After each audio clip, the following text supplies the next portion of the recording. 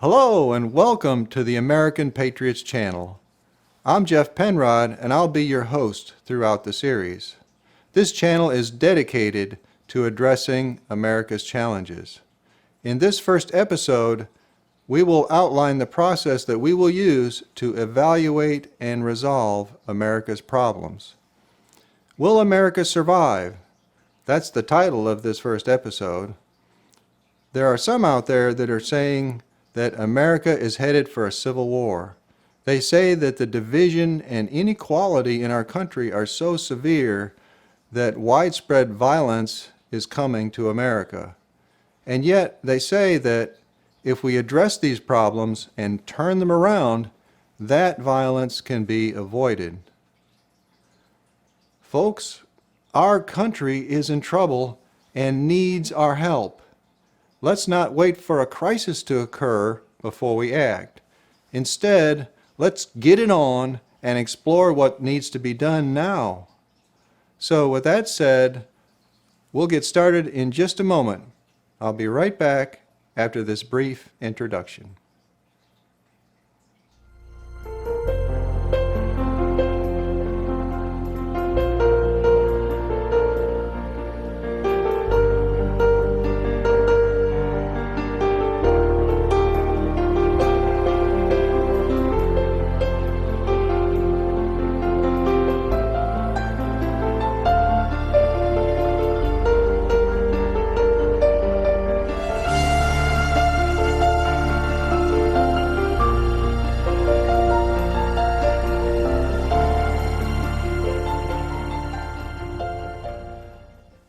Welcome back. I am so glad that you could be here with me today because I have a lot of important information that I would like to share with you.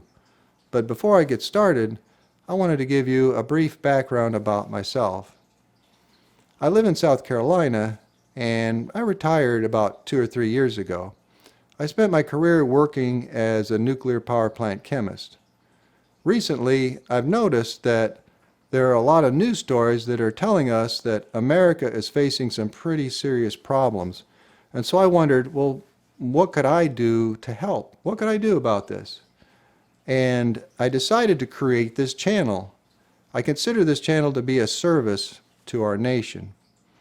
Recently, a Gallup poll was conducted where they asked, are you satisfied with the direction that our country is taking?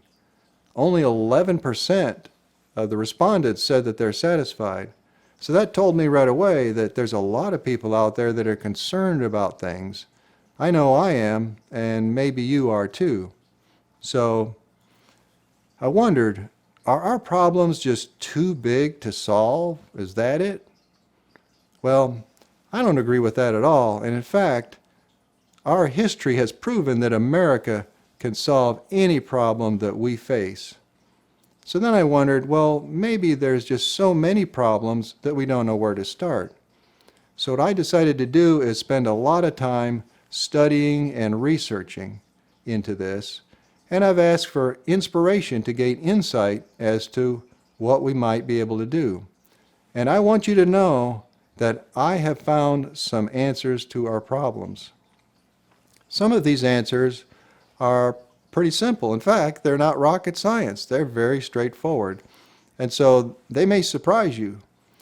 There's a few of these things that I've found that are kind of unusual, so they may blow your mind. But I would ask that you keep an open mind, because if you spend some time thinking it through, I think you will become convinced, as I have, that these things will actually work. And here's an insight that I thought was very interesting. Many of our problems are not new. They've been around for a long time. But some of them, in our past, we knew how to deal with them. We actually had the problem solved. But then somewhere along the way, we got lost and the problem reemerged. I have gone back and rediscovered how to solve these problems. So where do we start then? What's our first step? Well, I think our first step is to establish what good looks like. We need an ideal to aspire to. In other words, we need a vision of the way America should be. and we must dare to aim high in order to achieve great things. So, what does the vision of America look like? What does our country look like if it is the way it should be? Well, I'd like to share that vision of America that I have with you, and here it is. My vision of America is a country where our government and every citizen strive to reach their full potential. A land of freedom and prosperity where we are united as one people, strong and secure. A land where we are known as brothers and sisters in a grand community and embrace diversity, equality, and justice for all. A great nation where its citizens are skilled and educated to the extent that a living wage is attainable by all and poverty is virtually unknown. A land where its leaders truly understand that they are to serve its people, and its people understand that they are to be benevolent toward others. I share this vision with you today, knowing that we have the power to make it a reality, and that the path to achieve it will be an amazingly worthwhile journey. Okay, now we know what good looks like. We have an ideal to aspire to, a vision of what America should be. So to proceed further then, we need to address one issue at a time. And so that's what this series will do. In the following episodes, each episode will cover only one issue. And so what kind of issues are we going to address? Well, here are some examples. Economic inequality, healthcare, poverty, political leadership, education, and many others.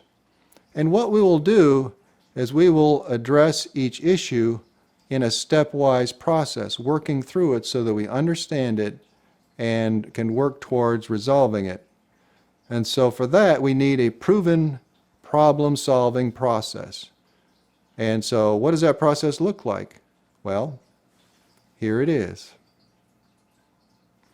Our problem-solving process starts with defining the problem. We need to know what the problem is. Second, we will identify the cause so we know where it came from. Third, we will define our goal or goals. After that, we will develop an action plan to work towards those goals. And then finally, we will execute the action plan. Now, I want to emphasize something about that last step, which is that's the fun part because that's where we actually do the work to solve the problem. However, that's where the rubber meets the road. We need to work together to solve these problems. If two of us work on the problem, or even 2,000, that won't be enough. We need to all band together and work towards solving America's problems. All right, so in the next episode, we're going to tackle economic inequality. So what does economic inequality look like in our country? How bad is it? Well, to answer those questions, we need to look at one graph. And here's that graph. This graph comes to us from the Pew Research Center. It tracks the total wealth of the three income brackets, upper, middle, and lower, in the years 1983 until 2016. If you look at the middle income bracket, you see that they started with 32% of all the wealth in our country, all the personal wealth. But then by 2016, that had decreased to 17%. That's a significant decrease, and in fact, they ended up with just over half of what they started with. If you look at the lower income bracket, they started with 7% of the wealth and ended up with 4%. That too is a significant decrease, and they too ended up with just over half of what they started with. Well, the recipient of those losses of wealth is the upper income bracket because they started with 60% in 1983 and ended up with 79%. So, what does this mean? Well, it means that America is suffering from economic inequality, and that inequality is rapidly getting worse. Since this study ended 5 years ago, I checked up and found that, sure enough, the trends are continuing to degrade. So I wondered, what will it look like in the future? What I did is I took the trends from the study and I extended those lines out into the future. And I had them change at the same rate that they were changing during the study. And here's what I found. If those trends continue, 28 years from now, the upper income bracket will own 98% of all the wealth in our country. 98%.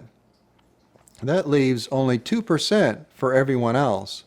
Our country will be the most backward, mixed up country on the planet.